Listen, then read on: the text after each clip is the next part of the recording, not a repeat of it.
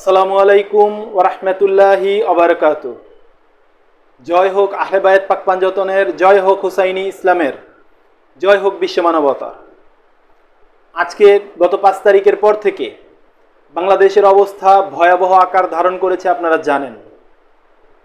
এই 5 তারিখের পরে ইসলামের লেবাস ধারণ করে কতিপয় কিছু সন্ত্রাসী বাহিনী, যাদের হাতে কখনোই ইসলাম নিরাপদ নয়, যাদের হাতেই এই রাষ্ট্র, এই বাংলাদেশ কখনোই সুরক্ষিত নয়, তারা মন্দিরে হামলা করেছে, আপনারা জানেন, ভাঙচুর করেছে, লুটপাট করেছে, অগ্নিসংযোগ করেছে। নিরীহ মানুষের ওপর তারা ঝাঁপিয়ে পড়েছে পাকিস্তানি হানাদার বাহিনীর মতো। আমাদের প্রায় 60 থেকে 65টা মাজারে হামলা করেছে, লুটপাট করেছে, ধ্বংসাত্মক কার্যক্রম পরিচালনা করেছে, আপনারা জানেন। আজকে তাদের কাছে কখনোই এই রাষ্ট্র নিরাপদ নয় এবং ইসলাম নিরাপদ নয়। ইতিমধ্যে সাধারণ জনতা, সাধারণ মানুষ এটা বুঝে গিয়েছে। আজকে শুক্রবার, জুমা শেষে, যেই জুমার দিন গরিবের হজের দিন, এই দিনের মধ্যে বাইতুল মুকাররম জাতীয় জামে মসজিদের মধ্যে ধ্বংসাত্মক কার্যক্রম করেছে এই সন্ত্রাসী বাহিনী। এর তীব্র নিন্দা এবং প্রতিবাদ জানাচ্ছি। আজকে আপনারা দেখেছেন, তারা যেই মসজিদকে তারা বলে যে মসজিদ আল্লাহ সুবহানাহু ওয়া তাআলার ঘর, আজকে আমরা বিশ্বাস করি মসজিদের মধ্যে রহমত আছে, বরকত রয়েছে, এটা আমরা বিশ্বাস করি। কিন্তু আজকে তাদের কার্যক্রমের মাধ্যমে তারা এটাই প্রমাণ করেছে মসজিদ আল্লাহর ঘর নয়।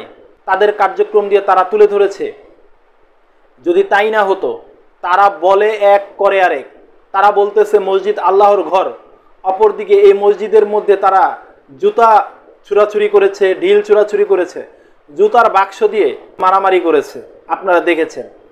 আজকে এটা বাংলাদেশের শান্তিকামী মানুষদের মধ্যে এবং বিশ্বের গোটা মুসলিমবাসীর কাছে, শান্তিকামী জনতার কাছে পরিষ্কার যে এই সন্ত্রাসীদের হাতে দেশ নিরাপদ নয়। এই সন্ত্রাসী কতিপয় লেবাসধারী ইসলামের যে কাঠমোল্লা, তাদের কাছে কখনোই রাষ্ট্র নিরাপদ নয়। এটা ইতিমধ্যে মানুষ টের পেয়েছে। আজকে তাদের দ্বারা সুফি জনতা যেভাবে নির্যাতিত হয়েছে, তা বাংলাদেশে বিগত 50 বছরের বেশি সময়েও কোনো সরকার দ্বারা নির্যাতিত হয় নাই।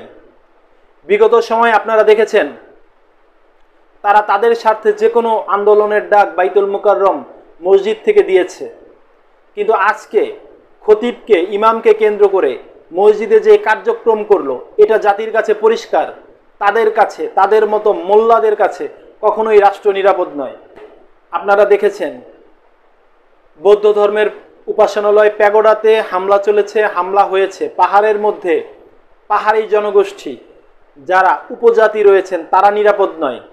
এই সরকারের কাছে সাধারণ মানুষ নিরাপদ নয়, মুক্তিযোদ্ধারা নিরাপদ নয়, শিক্ষক জনতারা নিরাপদ নয়, সুফি জনতারা নিরাপদ নয়, এবং মসজিদে নামাজ পড়তে যাওয়া অবস্থায় সাধারণ যেই মুসল্লিগণ রয়েছে, তারা নিরাপদ নয়। আমি অতি দ্রুত ধর্ম উপদেষ্টাকে বলতে চাই, আপনি আপনার দায়িত্ব পালন করতে ব্যর্থ।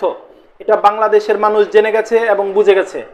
আপনি আপনার দায়িত্ব অতি দ্রুত সুফি জনতার কাছে হস্তান্তর করে আপনি অতি দ্রুত পদত্যাগ করুন, নইলে বাংলাদেশের পরিস্থিতি আরও ঘোলাটে হবে। কারণ আপনি সন্ত্রাসীদের মদতদাতা, এটা বাংলাদেশের মানুষ জেনে গেছে। এটা অস্বীকার করার কোনো সুযোগ নাই। আপনি বাংলাদেশের কোনো কল্যাণ আপনার দ্বারা আশা করতে পারে না। আজকে আপনার মাধ্যমে হিন্দুরা নিরাপদ নয়, বৌদ্ধ ধর্মের মানুষ নিরাপদ নয়, সুফি জনতা নিরাপদ নয়, এবং আজকে যে ঘটনা ঘটলো বাইতুল মুকাররমের সাধারণ মুসল্লিও নিরাপদ নয়।